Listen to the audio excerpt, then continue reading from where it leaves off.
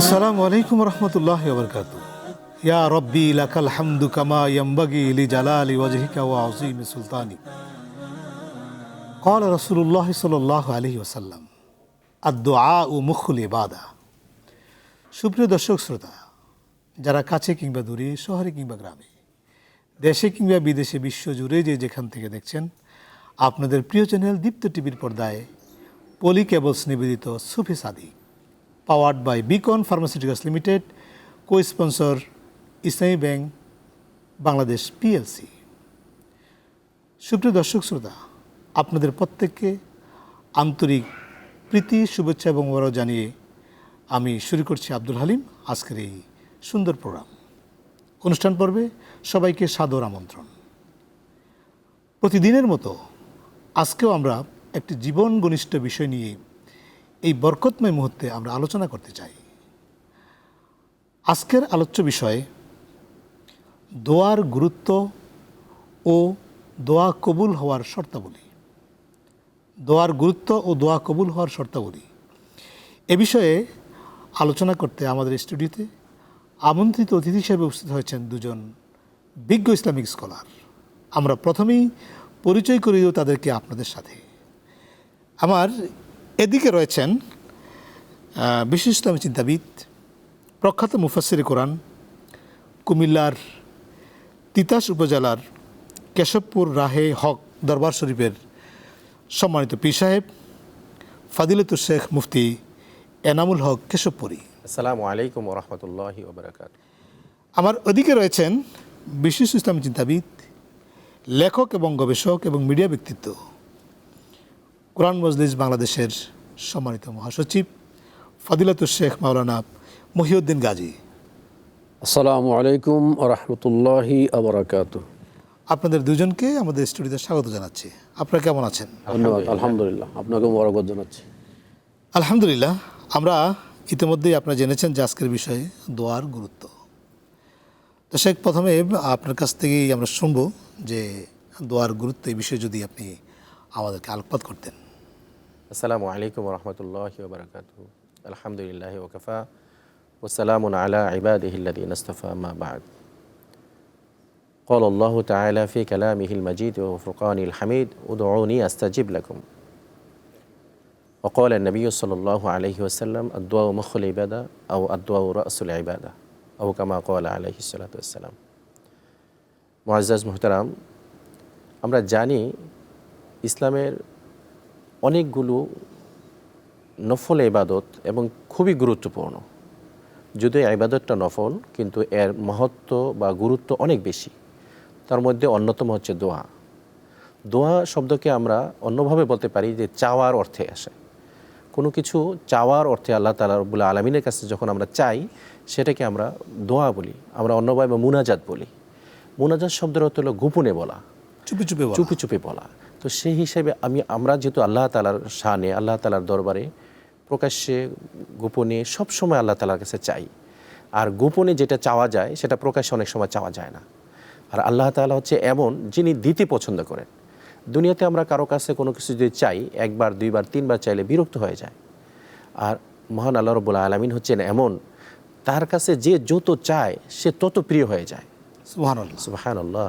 আল্লাহ তাআলা ডেকে ডেকে বান্দাদেরকে বলেন যে তোমরা আমার কাছে চাও, উদউনি আস্তাজিব লাকুম। তোমরা আমার কাছে চাও, আমি তোমার দিয়ে দেব, আমি তোমার জবাব দেব। অন্য আয়াতে আল্লাহ রাব্বুল আলামিন বলেছেন ফাযকুরুনি আযকুরুকুম, যে তোমরা যদি আমাকে স্মরণ করো আমি তোমাকে স্মরণ করবো। রাসূল আকরাম সাল্লাল্লাহু আলাইহি ওয়াসাল্লাম এর ব্যাখ্যা করতে গিয়ে বলছেন যে শুধু স্মরণই নয়, আল্লাহ রাব্বুল আলামিন যদি আল্লাহ রাব্বুল আলামিনকে যদি কোনো বান্দা একবার ডাক দেয়, আল্লাহ রাব্বুল আলামিন তার ডাকে 10 বার সাড়া দেন। সুবহানাল্লাহ। তো এইভাবে আমরা যদি আল্লাহ তাআলার কাছে চাই, আল্লাহ তাআলার কাছে দোয়া করি, আল্লাহ তাআলার কাছে মুনাজাত করি, এটা আল্লাহ তাআলা অনেক বেশি পছন্দ করেন। আমরা অনেক সময় দেখা যাচ্ছে যে আমাদের বাড়িতে যদি কোনো দোয়ার অনুষ্ঠান হয়, বা আমাদের মসজিদে অনেক সময় জুমার পরে দোয়ার অনুষ্ঠান হয়, সে দোয়াতে দেখা যাচ্ছে যে দোয়ার পরে অনেক সময় তাবারুকের ব্যবস্থা থাকে বা মিষ্টান্নর ব্যবস্থা থাকে। কিন্তু কিছু কিছু বাচ্চারা আছে, যখন তারা ওই পুরা নামাজের সময় ছিল না অথবা নামাজের পরপর চলে গেছিল, কিন্তু আবার যখন দোয়া শুরু হয়েছে, দোয়ার শেষ পর্যায়ে এসে সে উপস্থিত হয়েছে, আগে যদি সে নাও থাকে তাকে কিন্তু ওই তার তাবারুক থেকে বা তার হাদিয়া থেকে বঞ্চিত করা হয় না, যে তুমি এতক্ষণ মসজিদে ছিলে না, তোমাকে দেওয়া হবে না।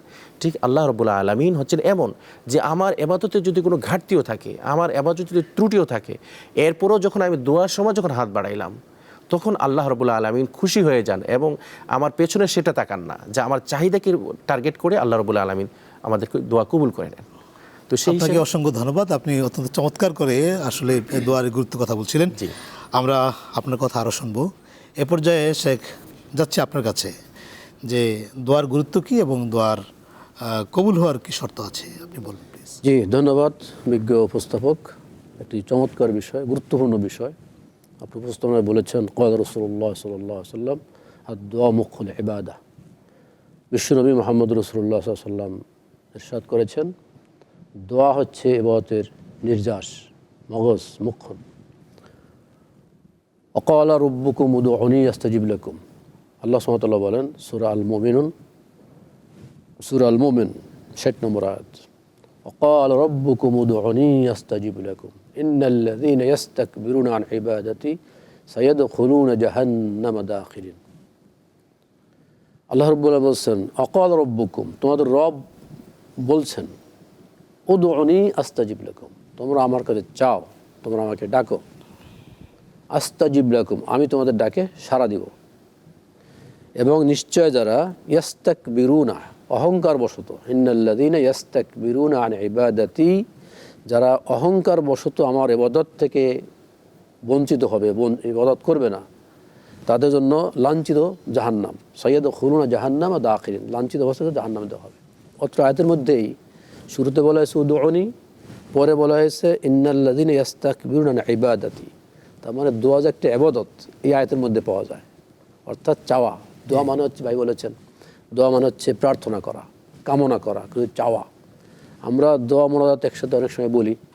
মোনাজাত আপনারা বলেছেন, মোনাজাত অর্থ হচ্ছে চুপে চুপে আল্লাহ তাআলার কাছে কিছু কামনা করা, চুপে চুপে কথা বলা আল্লাহর সাথে, এটা হচ্ছে মোনাজাত। আর দোয়া আহ্বান করা, আবেদন করা, নিবেদন করা। তো এটি ইবাদত।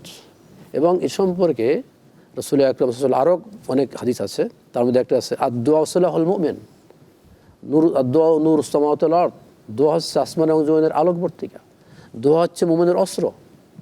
আমরা দেখতে পাই রাসূল আকরাম সাল্লাল্লাহু আলাইহি ওয়াসাল্লাম বদর প্রান্তরে, উহুদের যুদ্ধে, খন্দকের ময়দানে, বিভিন্ন যুদ্ধের ময়দানে দোয়া করেছেন। যখনই সমস্যায় পড়তেন দোয়া করতেন। হ্যাঁ, যুদ্ধের ময়দানে দোয়া করেছেন। আল্লাহুম্মা হাযবুল আহজাব, আহজাবের যুদ্ধে দোয়া করেছেন। এবারে শেষ রজনীতে দোয়া করেছেন। আমরা দেখি আমাদের আদিপিতা হযরত আদম আলাইহিস সালাম থেকে শুরু করে আমাদের নবী শেষ নবী পর্যন্ত প্রত্যেক নবীর কিন্তু দোয়া আছে, এবং এই দোয়াগুলো আল কোরআন কারিমে কোট করা আছে।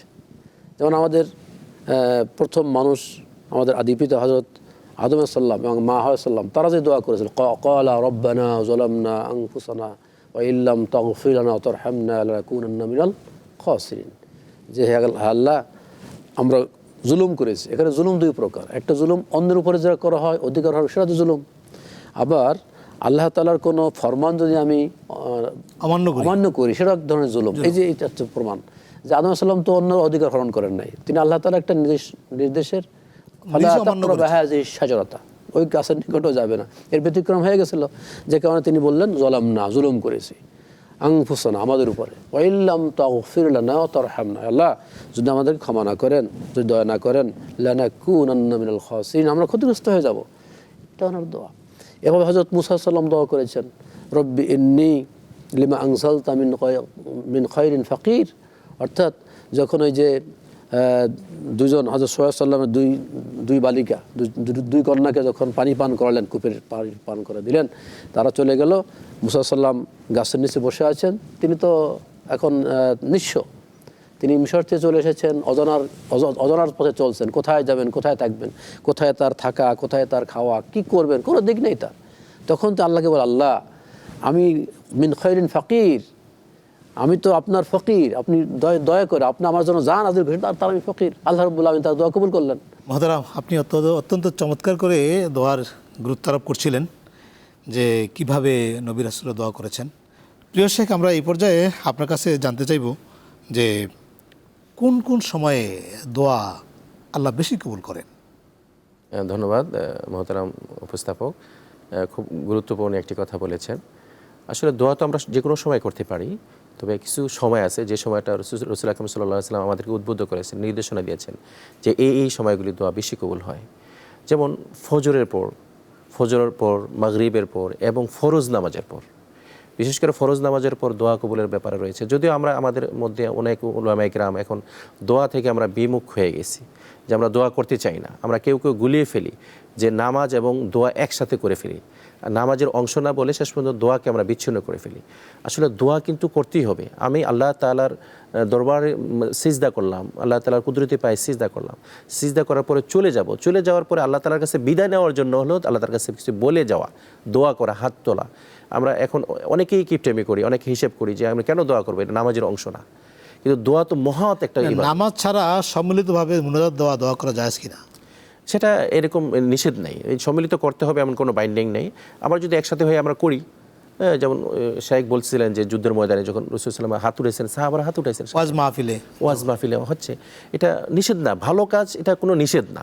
কিন্তু এটাকে আমি ফরজ মনে করি, দোয়াটা তো ফরজ না, কিন্তু সেই হিসাবে আমরা যে কোনো সময় করতে পারি। এবং দোয়ার ব্যাপারে অসংখ্য আয়াত শাইখ বলেছিলেন যে হযরত আদম আলাইহিস সালাম দোয়া করেছিলেন যে রব্বানা যালামনা আনফুসানা, যে দোয়াটা কবুল হওয়ার কারণে আদম এবং হাওয়ার মিলন হয়েছিলেন। দোয়ার একটা রেজাল্ট ছিল এটা। এবং অসংখ্য আয়াতে দোয়ার ব্যাপারে বলেছে। যদি কারো সন্তান যখন হচ্ছে না, রব্বি হাবলি মিন লাদুনকা যুররিয়াতান তাইয়্যিবা ইন্নাকা আনতাস সামিউদ দুআ, যে আল্লাহ আপনি আমাকে সুসন্তান দান করেন। আর খুব সুন্দর সুন্দর আয়াত আছে, রব্বানা হাব লানা মিন আজওয়াজিনা, হ্যাঁ আমাকে সুন্দর বউ দেন, উত্তম বউ দেন, স্ত্রী দেন। এবং সবচেয়ে উত্তম দোয়া তো আমি এটা মনে করি যে রব্বানা আতিনা ফিদ দুনিয়া হাসানা ওয়া ফিল আখিরাতি হাসানা ওয়া কিনা আযাবান নার, যে আল্লাহ এই একটা দোয়াই তো আপনার ইহকাল পরকাল যথেষ্ট, সবকিছুই কভার করছে। হ্যাঁ, আপনি আমাকে দুনিয়ার সফলতা দান করেন। আমাকে যদি টাকা দিলে সফলতা টাকাই দেন, আমাকে সম্মান দিলে যদি সফলতা পাই সম্মান দেন, আমাকে যদি সন্তান দিলে সুসন্তান দিলে সম্মান হয় সেটা আমাকে সুসন্তান দেন, এবং পরকালেও সফলতা দেন, শুধু ইহকাল নয়, সুবহানাল্লাহ, ইহকাল এবং পরকালের সফলতা। আরেকটা কথা কোট করে বলছেন ওয়াকিনা আযাবান নার, এবং আমাকে জাহান্নামের আগুনে জ্বালায়েন না। তো আল্লাহ পাক এই আয়াতের মাধ্যমে আমাদেরকে দোয়ায় উদ্বুদ্ধ করেছেন, আমাদেরকে দোয়ায় শিখিয়ে দিয়েছেন। এবং সবচেয়ে বড় বিষয় হলো সূরা ফাতিহা ছাড়া নামাজই হবে না, ওয়াজিব। সেই সূরার মধ্যে দোয়ার অংশ বিশেষ রয়েছে, হ্যাঁ, গায়রিল মাগদুবি আলাইহিম ওয়াদ-দাল্লিন, যে আল্লাহ ইহদিনার থেকে শুরু করে ইহদিনাস সিরাতাল মুস্তাকিম, যে আপনি আমাদেরকে সরল পথ দেখান, সিরাতাল লাযিনা আনআমতা আলাইহিম, ওই পথ দেখান যে পথ গেলে আপনি পুরস্কৃত করবেন। গায়রিল মাগদুবি আলাইহিম ওয়াদ-দাল্লিন, আপনি এই পথে আমাদেরকে নিয়েন না যেই পথে গেলে আপনি অভিশাপ দিবেন, ধ্বংস করবেন, পথভ্রষ্ট হয়ে যাব, আমরা ক্ষতিগ্রস্ত হয়ে যাব। এই সূরা ফাতিহার মাধ্যমে আল্লাহ তাআলা আমাদেরকে দোয়া শিখাইছেন। এবং সূরা ফাতিহার শুরুতে আল্লাহ তাআলা প্রশংসা করে শিখাইছেন যে আমি দোয়া করতে গেলে আল্লাহ তাআলা গুণগান গাইতে হবে। তো সেই হিসেবে দোয়া অত্যন্ত গুরুত্বপূর্ণ একটি ইবাদত, যে দোয়া দ্বারা আমরা যাহা অর্থবিত্ত দ্বারা যেটা অর্জন হবে না, সেটা দোয়া দ্বারা আমার অর্জন হয়। আমরা যেন কোনো কারণে, কোনো ফতুয়ার কারণে দোয়া থেকে মাহরুম না হয়ে যাই। সবসময় যে কোনো মুসিবতে পড়লে আমরা আল্লাহ তাআলার কাছে ফিরে যাব দোয়ার মাধ্যমে। আল্লাহ তাআলা যাতে আমাদের এই দোয়ার মাধ্যমে আমাদের যাতে সকল সমস্যাগুলি সমাধান করেন। আপনি অত্যন্ত চমৎকার করে বলছিলেন। আমরা শেখ যাব আপনার কাছে। আমরা এই পর্যায়ে আপনার জানতে চাচ্ছি, কারো উসিলা দিয়ে, কারো নামে, কারো উসিলা দিয়ে দোয়া করা যাবে কিনা, এই হলো একটা বিষয়। আর দ্বিতীয় বিষয় হলো যে দোয়া কবুলের কী শর্ত আছে, একটু যদি বলবেন প্লিজ। জি, ধন্যবাদ। ভাই যেখানে শেষ করেছেন সেখান থেকে শুরু করি। ক্বালা রাসূলুল্লাহ সাল্লাল্লাহু আলাইহি ওয়াসাল্লাম আত-তাকদীরু লা ইরুদ্দু ইল্লা বিদ-দুআ, যে তাকদীর পরিবর্তন হয় না দোয়া ছাড়া। দোয়ার মাধ্যমে তাকদীর পরিবর্তন হয়। সুবহানাল্লাহ। দোয়াটা এতই গুরুত্বপূর্ণ। আসলে আমাদের সমাজে দোয়া নিয়ে কিছু বলা যায়, বিতর্ক আছে, ভুল বোঝাবুঝি আছে, বুঝি না। আসলে সলাত একটা দোয়া, সব কিছুই দোয়া, সূরা ফাতিহা বড় দোয়া ভাই বলেছেন। তো সে কারণে আমরা কোনো বিতর্কের তো প্রয়োজন নাই। মানুষ বিপদে পড়লে ডাকে কাকে? আল্লাহকে ডাকে। আমরা হচ্ছি মাখলুক, আমরা হচ্ছি দুর্বল, আমরা ফকির। আল্লাহ হচ্ছেন গনি, ইন্নাল্লাহা গনিয়্যুন ওয়া আনতুমুল ফুকারা। তো ফকির বান্দা হলো ফকির, আমরা অসহায়, দুর্বল, অক্ষম। আল্লাহ হচ্ছেন একমাত্র সমাদ, তিনি অমুখাপেক্ষী, তিনি সক্ষম। মানুষের যাবতীয় প্রয়োজন তিনি পূরণ করেন। অতএব মানুষ যে কোনো সমস্যায় পড়লে তার কাছে চাইবে। হয়তো ইউনুস সাল্লাম বিপদে পড়েছেন, দোয়া ইউনুস পড়েছেন, এবং ইসমে আজম বলা হয়, যেই দোয়া করলে, ভাই এই প্রসঙ্গটা বলছিলেন, যেই দোয়া পড়ে দোয়া করলে দোয়া কবুল হয়, ইসমে আজম, তার মধ্যে দোয়া, আমরা যেটাকে দোয়া ইউনুস হিসেবে বিখ্যাত, লা ইলাহা ইল্লা আনতা সুবহানাকা ইন্নী কুনতু মিনাজ জালিমিন, আরও দোয়া আছে। এভাবে ইসমে আজম তুলে, অর্থাৎ মানুষ দোয়া করার সময় যত বেশি বিনয় হবে, দোয়া করে কে, যে অসহায়, যে অক্ষম, আল্লাহ তাআলা পছন্দ করেন যে বান্দা আমার কাছে বিনীত, বান্দা যে চায় সে ছোট হয়, আর যার কাছে চায় তিনি বড় হন। আল ইয়াদুল উলিয়া খায়রুম মিন ইয়াদিস সুফলা, অর্থাৎ যে আরবিতে প্রবাদ যেটা আছে যে নিচের হাত থেকে উপরের হাত উত্তম, অর্থাৎ যিনি দাতা তার হাত উপরে থাকে, যিনি নেয় তার হাত নিচে থাকে স্বাভাবিকভাবে। তো বান্দা যত বেশি কায়মনোবাক্যে প্রার্থনা করবে, যত বেশি বিনয়ী হবে, তত আল্লাহ বেশি খুশি হবেন। এবং ইবাদতের মূল মাকসাদ তো সেটি, এজন্য তো বলা হয়েছে দোয়া হচ্ছে ইবাদতের নির্যাস। তো আপনি যেটা বলছেন আসলে দোয়া করার শর্ত শরায়ত আছে। এক নম্বর তো কথা হচ্ছে হাদিস, ক্বালা রাসূলুল্লাহ সাল্লাল্লাহু আলাইহি ওয়াসাল্লাম ইন্নাল্লাহা তাইয়্যিবুন ওয়া লা ইয়াকবালু আত-তাইয়্যিবা, আল্লাহ তাআলা নিজে পবিত্র, তিনি পবিত্র ছাড়া কিছু কবুল করেন না। লম্বা হাদিস, সেখানে বলা হয়েছে কোনো একজন দোয়া প্রার্থনাকারী, সে সফর করে এসেছে, তার চুলগুলো খুশো, সে বিনয়ের সাথে আল্লাহ কাছে ইয়া রব্বি ইয়া রব্বি ইয়া রব্বি বলে দোয়া করছে, আমার রব আমার রব ডাকছে, কাইফা ইস্তাজাবু যালিক, অথচ মালবাসু হারামুন ও আসাবু হারামুন, তার পরিধেয় বস্ত্র হারাম, তার খাদ্য হারাম, অর্থাৎ হালাল উপার্জন, চিন্তা চেতনাও হারাম। হ্যাঁ, আকীদা সেটাও বলবো। তার মানে সেটা হলো শিরিক, অর্থাৎ যেটা যিনি শিরিক করবেন। আপনি প্রসঙ্গ আনলেন, এখানেই বলি যে যেমন লাইলাতুম মিন নিসফি শাবান, যেটাকে আমরা শবে বরাত বলি, সে রজনীতে হচ্ছে আল্লাহ তাআলার পক্ষ থেকে সাধারণ ক্ষমার রাত। ওই সাধারণ ক্ষমার রাতেও আল্লাহ তাআলা দুই শ্রেণীর মানুষকে ক্ষমা করেন না। এই হাদিসটি সবার কাছে গ্রহণযোগ্য হাদিস, সহিহ হাদিস। ইল্লা লিল মুশরিকিন আও মুশাহিন, অর্থাৎ যিনি শিরিক করেন, মুশরিক, এবং যিনি বিদ্বেষ পোষণ করেন ভাইয়ের প্রতি, ভাইয়ের প্রতিবেশীর প্রতি, বিশেষ করে রক্ত সম্পর্ক ভাইয়ের প্রতি বিদ্বেষ পোষণ করা, হিংসা বিদ্বেষ পোষণ যিনি করেন, তার দোয়া কবুল হয় না। মোহতারাম, একটা প্রাসঙ্গিক কথা বলি, যে আমরা দলে দল নিয়ে যে আমরা বিদ্বেষ পোষণ করি, এটা কি জায়েজ কিনা? আমি মুসলমান দুইটা গ্রুপ থাকে বা দুইটা দল থাকে, আমি এক্ষেত্রে এভাবে বলি, আমরা যতই দলাদলি করি, বিভিন্ন মাযহাবে বিভক্ত হই, কিন্তু দোয়ার ক্ষেত্রে কিন্তু যখন আরবিতে বলে তখন ঠিক থাকে, বাংলা বলে ঠিক থাকে না। আর এখন তো দোয়ার একটা নেচার চেঞ্জ হয়ে গেছে, যখন যে অনুষ্ঠানে যায় ওই অনুষ্ঠানের নাম ধরে দোয়া না করলে আবার লোক খুশি হয় না। দোয়া কবুলের সাথে আমাদেরকে মুশরিক হওয়া, আকীদার ক্ষেত্রে শিরিক মুক্ত হতে হবে, আমাকে বিদ্বেষ মুক্ত হবে, এবার আমাদেরকে হালাল হালাল হালাল উপার্জন থাকতে হবে, এবং যে দোয়াটা আমি করছি সেই দোয়াটি বৈধ হইতে হবে, অবৈধ দোয়া তো হবে না। দর্শকদেরকে আরও একটু বেশি জানা থাকতে হবে, দোয়া কবুল আরও একটা শর্ত হচ্ছে দোয়া করে তাড়াহুড়া না করা। আমি তো এত চাইলাম আল্লাহ আমাকে দোয়া কবুল করে না কেন, আমি কত চাইলাম আল্লাহ আমাকে চোখে দেখে না, অনেক কথা বলা হয় না। দোয়ার পর্যায় হলো তিনটি। কোনো দোয়া তাৎক্ষণিক কবুল হবে, কোনো দোয়া তার 40 বছর পরে কবুল হবে। ইউসুফ সাল্লাম সন্তান হারিয়ে দোয়া করেছেন, 40 বছর পরে খবর পেয়েছেন না, ইয়াকুব সাল্লাম সন্তানকে 40 বছর পরে। তাহলে বোঝা গেল কোনো দোয়া তাৎক্ষণিক কবুল হবে, কোনো দোয়া হয়তো অনেক পরে কবুল হবে, আবার কোনো দোয়া এই জগতে কোনো দিনই কবুল হবে না, এটা পরকালে হাসরের ময়দানে আমাদের জন্য গচ্ছিত থাকবে। তখন বান্দা বলল, আল্লাহ দুনিয়ার দোয়াগুলো সব জমা থাকতো আমার জন্য তো কতই ভালো হতো। তাহলে তাড়াহুড়া না করা, এটা একটা দোয়ার আবার বিপদ মুক্তির কারণ হতে পারে, বিপদের কারণ হতে পারে। আর এখন মাহে রমজান চলছে, ইস্তাগফিরু বিল আসহার, মুমিন যারা, মুমিনের প্রশংসক আল্লাহ বলছেন যে ইস্তাগফিরু বিল আসহার, মুমিনরা শেষ রজনীতে, আমরা সাহারি বলি, এই সাহারি অনুষ্ঠান, লোকেরা সাহারি খায়, আসলে সাহারি তো খাওয়া যায় না, সাহারি রক্তের নাম। এই যে সাহারির সময় ইস্তাগফিরুন, আল্লাহর কাছে আমরা ক্ষমা প্রার্থনা করি, দোয়া কবুলের সবচেয়ে গুরুত্বপূর্ণ সময়। আল্লাহ রাব্বুল আলামিন, আমরা এখন সাহারি অনুষ্ঠান করছি, আল্লাহ তাআলা আমাদের জীবনের সমস্ত গুনাহ মাফ করে দিন, আমাদের প্রোগ্রাম কবুল করে নিন। আমিন। আপনারা দুজনই অত্যন্ত চমৎকার, গুরুত্বপূর্ণ কোরআন এবং হাদিসের আলোকে চমৎকার বক্তব্য রাখছিলেন, খুব প্রাণবন্ত আলোচনা করছিলেন।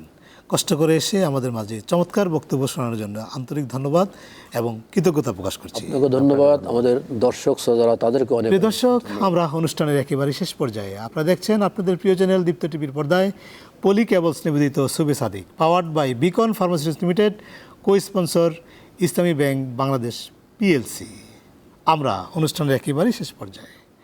আসুন আমরা যে যেখানেই থাকি, যখনই প্রয়োজন হবে আমরা আল্লাহর দরবারে নিজের একান্ত মনের কথাগুলো আপনি বলতে পারবেন যে কোনো সময়। এমনকি অনেকে বলেন যে আমরা তো দোয়া জানি না, কি করে দোয়া করতে হয়। আপনি আপনার ভাষায়, আপনি যেই ভাষাভাষী হন সেই ভাষায় আপনি দোয়া করবেন। আল্লাহ পৃথিবীর সকল ভাষাই বুঝেন। আশা করা যায় আল্লাহ আপনার দোয়াকে কবুল আর মঞ্জুর করবেন। প্রিয় দর্শক, এই মাহে রমজানের এই শুভক্ষণে সবাইকে আবারও আন্তরিক শুভেচ্ছা জানিয়ে আগামী প্রোগ্রাম দেখার আমন্ত্রণ জানিয়ে আজকের মতো এখানে শেষ করছি। আসসালামু আলাইকুম রহমতুল্লাহি ওয়া বারাকাতুহু।